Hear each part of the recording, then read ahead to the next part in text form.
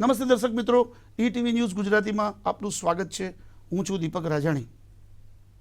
ગુજરાતી લોક સાહિત્ય ક્ષેત્રે એક એવું નામ, આ નામે રાજ્ય નહીં પરંતુ દેશભરમાં ડંકો વગાડ્યો છે. આ વ્યક્તિ તમને ભણાવી શકે છે, આ વ્યક્તિ તમને હસાવી શકે છે અને આ વ્યક્તિ તમને રડાવી શકે છે. 9 વર્ષના ટેણિયાથી લઈને 99 વર્ષ સુધીના વ્યક્તિઓના દિલમાં સ્થાન મેળવનાર કોણ? આ સવાલનો જવાબ જો કોઈને પૂછવામાં આવે તો સમગ્ર ગુજરાતમાંથી એક જ નામ આવે અને આ નામ એટલે સાંઈરામ દવે. સાંઈરામ દવે ઈટીવી ન્યૂઝના ખાસ કાર્યક્રમ ફેસ ટુ ફેસમાં આપણી સાથે ઉપસ્થિત છે. સાંઈરામ દવે, ઈટીવી ન્યૂઝના ફેસ ટુ ફેસ કાર્યક્રમમાં આપનું સ્વાગત છે. ધન્યવાદ.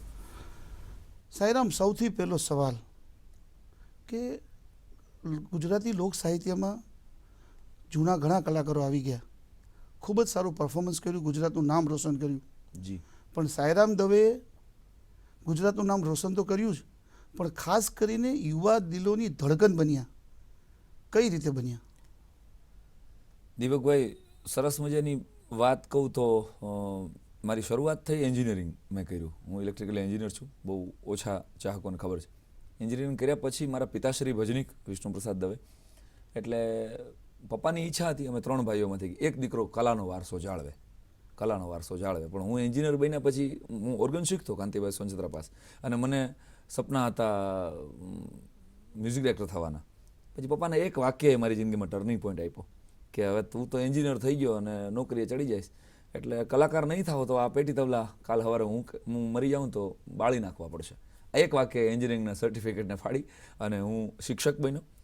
પણ એન્જિનિયરિંગ માઇન્ડ મારામાં હતું ને, એટલે 3 વર્ષ મેં ગવર્મેન્ટ પોલિટેકનિક રાજકોટમાં કરેલા. એટલે એન્જિનિયર થોડુંક 10 વર્ષ 20 વર્ષ 25 વર્ષ પહેલાંનું વિચારવાનું સ્વાભાવિક રીતે શીખવામાં આવે કે અહીં વાયરિંગ કરવાનું છે તો 20 વર્ષ પછી આ બિલ્ડિંગ કામ લાગવાની છે. એટલે એન્જિનિયરિંગ એટીટ્યુડ મને થોડોક મારા લોક સાહિત્યની હાસ્યની કારકિર્દીમાં કામ લાગ્યો કે પપ્પા મને ભજનીક હતા, એટલે પપ્પા મને ભજનીક જ બનાવવા માંગતા. મારો સવાલ એ છે કે એન્જિનિયરિંગ માઇન્ડને લીધે મેં મારા યુવાન મિત્રો સુધી કેમ પહોંચાય એ એટીટ્યુડ કે ભાઈ 20 વર્ષ પછી ભજન કદાચ આટલા બધા નહીં હું આપી શકું સરસ રીતે, તો હું નવી પેઢીને કેવી રીતે પકડી શકું, કે ટીનેજર્સને કેવી રીતે પકડી શકું, કે અપડેટ થાય મારી કોમેડી છે કે મારી એની જૂની ફોર્મેટની વાતો છે એને થોડુંક પોલિશિંગ એનું જુદી રીતે થાય. જોક 500 જ છે તો 500 જોકમાંથી થોડાક નવા જોક બની અને નવી પેઢીને ગળે ઉતરે ને એવા ફોર્મેટમાં. એટલે એન્જિનિયરિંગની લાઈને તમને એવું શીખડાયું કે ભાઈ જૂની ઢબથી નવી ઢબના લોકોને આપણે આપણી તરફ ખેંચી શકાય, પેટર્ન બદલાવી પડશે. એટલે એકની એક, જેમ કે આપણે ધોતિયામાંથી પેન્ટ ઉપર આવી ગયા, જીન્સ ઉપર આવી ગયા, કેપરી ઉપર આવી ગયા, તો આપણે કંઈ ધોતિયાના ખરખરા નથી કર્યા, શોકસભા નથી રાખી આપણે, ઓહો હવે પાઘડી આપણી વહી ગઈ, આવું કે એ બહુ સહજતાથી આપણે સ્વીકારી લીધું. સૂટ બૂટ સ્વીકારી લીધા જભામાંથી આપણે, દાખલા તરીકે. એટલી જ સહજતાથી મેં પુરોગામીઓના સર્ટિફિકેટની ચિંતા કર્યા વગર કે ભાઈ પ્રેમના વિષયો ઉપર કોઈ જોક જ નથી, કોઈ વાત જ નથી, તો પ્રેમ એટલે વેમ સૌથી વધારે સળગતો વિષય ટીનેજર્સનો છે, યુવાનોનો છે. પ્રેમ એટલે વેમની એક સીડી કરેલી, મને બરાબર યાદ છે કે 7-8 વર્ષ પહેલાં કરેલી આ સીડી, જે બીજા કોઈ અડતા નહોતા એ સબ્જેક્ટને મારા પ્રોડ્યુસર સાથે બેસી અને મેં કરેલો અને બહુ હિટ થયો, લાખો મોબાઈલમાં વોટ્સઅપમાં ફરતો થયો.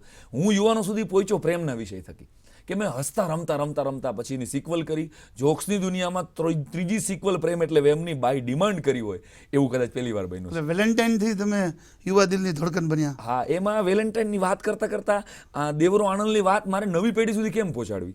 દાખલા તરીકે બહુ જૂની આપણી પ્રેમ કથા છે, પણ એને નવી ફોર્મેટમાં અત્યારના મિસ કોલની સાથે જોડીને એનું પૂરી એની મર્યાદા જાળવીને નવી પેઢી સુધી પહોંચાડવાની કોશિશ. શેર શાયરી આપી, ફની શાયરીઓ આપી, કે એમ કરીને મેં પ્રેમના વિષયોથી મને એમ લાગે છે પર્સનલી કે યુવાનો મને સાંભળતા થયા, કારણ કે એના સવાલોના જવાબ જે એને મમ્મી પપ્પા પાસેથી નહોતા મળતા, એને કોઈ સ્કૂલમાંથી નહોતા મળતા, એ સવાલના જવાબ. અને મારી પાસે એવા એવિડન્સ સાથેના એવા ચાહકો છે કે પ્રેમ એટલે વેમની સીડી જોયા પછી ફોન કર્યા છે મને કે સાહેબ હું એસિડ છાંટીને મારી પ્રેમિકાને ખરેખર મારી નાખવાનો હતો, પણ આ તમારી સીડી જોયા પછી હવે વી આર હેપી કે અમે જુદી જુદી મેરેજ કરી લીધા છે. ખાસ આ સવાલ એટલા માટે કે આપણા જે ગુજરાતી સાહિત્યકારો જૂના હાસ્ય કલાકારો હતા એ એક પેઢી સુધી મર્યાદિત હતા. સ્વાભાવિક રીતે એવું કહેવામાં આવતું કે ગુજરાતી સાહિત્યકારો એટલે મોટી ઉંમરના, એટલે દાદા કક્ષાના લોકો સાંભળે. પણ સાંઈરામ દવેએ એક નવો ચીલો ચાતર્યો અને ABCD એટલે કે તમામ વર્ગ સુધી સાઈરામ દવે પહોંચી ગયા, આની શું ખાસ હાઇલાઇટ? મને તમામ વર્ગો? હા, તમામ વર્ગમાં મને ફાયદો એ થયો પહેલાં તો કે મારી શરૂઆત પપ્પા મને ભજની કરવા માગતા હતા એટલે મેં પહેલાં ભજનો શીખ્યા. ભલે મેં કોઈ દી ગાયા નથી જાહેરમાં, હું ખાલી નિજાનંદ માટે ગાતો. 7મા ધોરણમાં ભણતો દીપકભાઈ ત્યારે મારા પપ્પાએ મારા 7 ભજનો, ત્યારે તો દૂરદર્શન એક જ હતું, અને મને બરાબર યાદ છે 7મા ધોરણમાં મારા 7 ભજન મારા ગામ અમરનગર, મારું વતન, એમાં આવીને રેકોર્ડ કરી ગયેલા. અને 7 ભજનથી મારી આમ ગણો તો કારકિર્દીની શરૂઆત થઈ. કોઈ રે મિલાવો અમને જોગીડો અને એવો દાજી મારા વાલાને વઢીને કહેજો. ખબર નહોતી મને કે શું કહેવા માગે છે. એ અવસ્થામાં મેં ભજન ગાયા. પછી એટલે ભજન સંગીત મને એવી રીતે મળ્યું, એટલે સિંગિંગ મને થોડોક હેલ્પફુલ કર્યું. પછી એન્જિનિયર થયો એટલે ઇંગ્લિશ સુરમાં ગાતા ને ત્યારે? હા, સુરમાં થોડોક સુરમાં ગાતા. મારા પપ્પા જેટલો સ્કેલ બરોબર? મારા પપ્પા જેટલો સુરમાં નથી હું. હજી આજની તારીખ પપ્પા હજી મને ખીજાય કે તું હજી સુરમાં નથી, બેસુરો છો તું, એમ મને કહી દે. પણ એ તો પપ્પા જ હોય, દરેકના પપ્પા. તમારે કે મારા પપ્પા એ પપ્પા જ હોય છે. પણ સંગીત મને હેલ્પફુલ થયું. મારો એન્જિનિયરિંગને લીધે થોડોક ઇંગ્લિશ લિટરેચર સાથેનો લગાવ મને થોડોક કામ લાગ્યું. પછી લોક સાહિત્ય મને ગમતું થયું એટલે મેં આદરણીય ભીખુદાનભાઈને સાંભળ્યા. ફિલોસોફીમાં મેં શાહબુદ્દીન સાહેબને ફોલો કર્યા. તો આ બધા જ મારા પૂર્વ સૂરીઓ પાસેથી મને સારી બધી વસ્તુ લાગતી હતી ને, એ બધું મેં કમ્પાઇલ કર્યું. એટલે મેં એક એવી મિક્સ ડિશ બનાવી કે જેમાં રીંગણાનો ઓળો હોય, જેમાં પાસ્તાય હોય, જેમાં પીઝાય હોય અને ડુંગળી હોય. એટલે કદાચ મને એમ લાગે છે કે બધા જ વર્ગના લોકો એટલે એ મિક્સ કર્યું તમે, અને એની સાથે સાથે 21મી સદીના યુગ અને મોબાઈલ યુગને તમે પણ ભેળવી દીધો. હા, મારી વોટ્સઅપ પર સૌથી મેક્સિમમ જોક છે. તમને હું આમ કહેતા રાજી થાવ કે વોટ્સઅપ પર ગામ મને મારા જોક મોકલા કરે છે, અને પછી નીચે લખે કે માર્કેટમાં નયા આયા.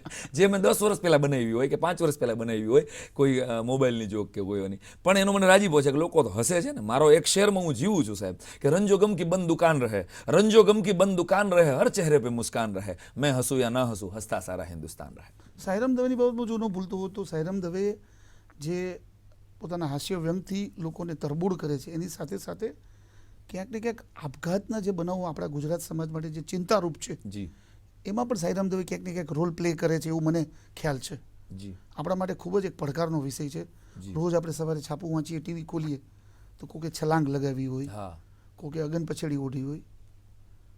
એવું તમને લાગે છે કે તમે જે પ્રયાસ કરો છો એ કઈ રીતના પ્રયાસો છે? આના સહિયારા પ્રયાસોથી જે ટકાવારી છે આપણે ત્યાં ગુજરાતમાં, એને ઓછી લાવવા માટે બધાએ એક પ્લેટફોર્મ પર આવવું જોઈએ. 100% મારું એવું માનવું છે કે મેક્સિમમ એક સર્વે મેં વાંચ્યો હતો કે 11% બાળકો આપઘાતનો વિચાર કરે છે આપણા દેશમાં. 11% બાળકો પ્રાઇમરી એજ્યુકેશનમાં ભણતા, અને ખાસ કરીને 10મા અને 12મા ધોરણનું જે માર્કશીટનું પ્રેશરનું વાતાવરણ છે એની સામે મને બહુ પીડાદાયક હોય છે, મારા માટે પણ એ સમાચાર, કોઈ પણ શિક્ષક માટે હોય, કે કઈ સિસ્ટમ આપણે ઊભી કરી છે.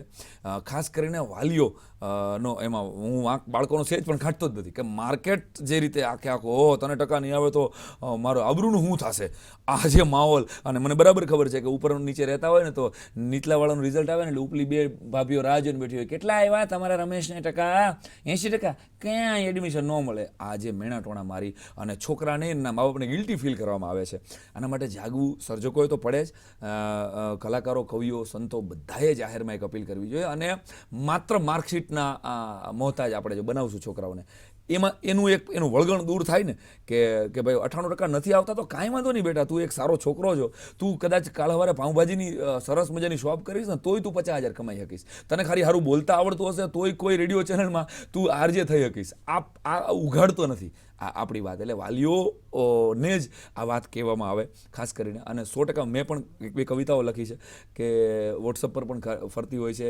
એન્જોય એક્ઝામનો મારા લેટર પણ ફરતા હોય છે કે હું એક કલાકાર તરીકે પ્રયત્ન કરું છું, કારણ કે હું શિક્ષક છું એટલે મને ખબર છે કે જેની જરૂર છે સમાજને. પણ મારી જેમ બધા જ કલાકારો પોતાની, બધા જ સર્જકો, બધા જ કવિઓ, લેખકો એક કૃતિ ખાલી આપઘાત રિલેટેડ જો આપે ને, ખાલી કે આપઘાતમાંથી કેમ બહાર નીકળે. અને મોટા લોકોએ લાઈફમાં એક વખત આપઘાતનો ટ્રાયલ કરેલી જ હોય. તમે તો આ કેટલાના ઇન્ટરવ્યૂ લીધા તમને ખબર જ હોય. આ તમે કદાચ પૂછો પણ ન હોય કે એને એકવાર વિચાર તો આવ્યો હોય, કદાચ કોશિશ ન કરી હોય. તો મારી પર્સનલ વાત કરું તો મને પણ વિચાર આવ્યો હતો કે મરી જવું જોઈએ સારું, કે ડિપ્રેશનમાંથી એક માણસ નીકળ્યો જ હોય ત્યારે જ એ ક્યાંક ઉપર સુધી પહોંચ્યો. સાઈરામ દવેનો વિચાર આવ્યો હોય? ના, આવ્યો છે મને. હા, મને વર્ષો પહેલાં આવ્યો છે કે સારું હું કામ જીવવું છે, કાંઈ જિંદગી તો બોગસ છે. ત્યારે એવું છે કે આગળ બુદ્ધિ નહોતી ને, કે હજી છે એવો દાવો નથી, પણ આગળ શું થશે વધારે બુદ્ધિ છે એવો દાવો તો આપણે કરાય જ નહીં આ દેશમાં.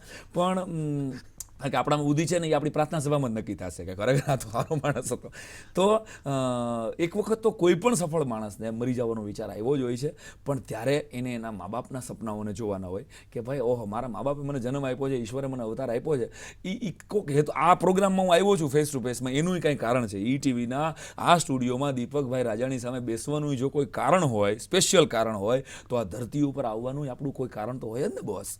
બસ આપણે દરેકે આપણા જીવનના કારણને ગોતી લેવું જોઈએ, તો જીવનમાં માણસ કોઈ દી આપઘાત ન કરી શકે. એટલે એક્ઝામ માટેના જરાક ખોટું લાગી જાય ને આપઘાત થઈ જાય છે, જરાક ખોટા માર્કશીટમાં ઓછા માર્ક આવે ને આપઘાત લોકો કરી લે છે, વિદ્યાર્થીઓ કરી લે છે. એની સામે આજના પ્રોગ્રામમાંથી આપણે એ મેસેજ આપીએ કે આ ફેસ ટુ ફેસ જોઈને એકાદ આપઘાતે આપણે રોકી શકીએ તો સાંઈરામ દવે અને દીપકભાઈ રાજાણીનું જન્મારો વસૂલ છે મારી દ્રષ્ટિએ. સાયરામભાઈ બહુ થયું, એક જોક સંભળાવી દો એટલે આપણે જઈ બ્રેકમાં. આપણી વડીલોની પેઢી હતી ને, એ લોકો કન્યા જોવા જતા નહોતા, એટલે એ લોકો ઘૂંઘટ ઊંચો કરે ને ત્યારે એને ખબર પડતી કે ઐશ્વર્યા છે કે જયસૂર્યા. સાયરામ દવે સાથે આ જ રીતે હાસ્ય વ્યંગ સાથે આપણે આગળ વધીશું, પરંતુ સમય થયો છે એક નાનકડા બ્રેકનો. તો ગુજરાતીઓની બ્રેકિંગની બોલબાલાની કંઈક એક જમાવટ કરી દો ને.